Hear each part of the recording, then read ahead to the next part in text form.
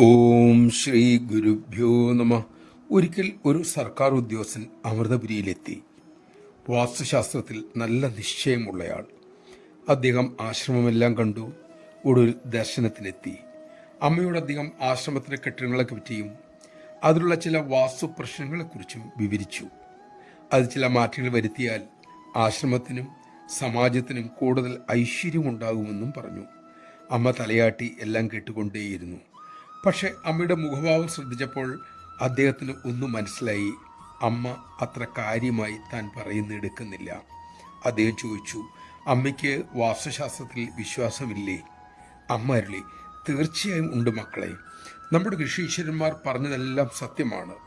അവർ ആവശ്യമില്ലാത്തത് ഒന്നും പറഞ്ഞിട്ടില്ല.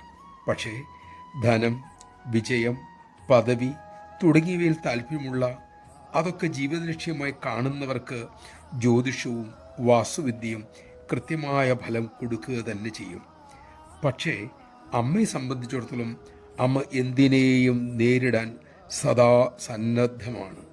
അതുകൊണ്ട് ഇക്കാര്യങ്ങളെ അമ്മ അത്ര ഗൗനിക്കാറില്ല. നമഃശിവായ.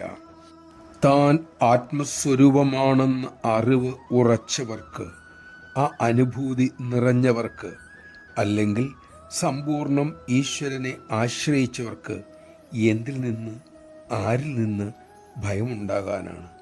എന്തിനവരെ ഭയപ്പെടുത്താൻ പറ്റും? ശരണാഗതി ഞാൻ നാം അമ്മയുടെ തൃക്കരങ്ങളിലാണ്. ഏത് ഘട്ടങ്ങളിലൂടെയും ആ ശക്തി നമ്മെ കടത്തിക്കൊണ്ടുപോകും.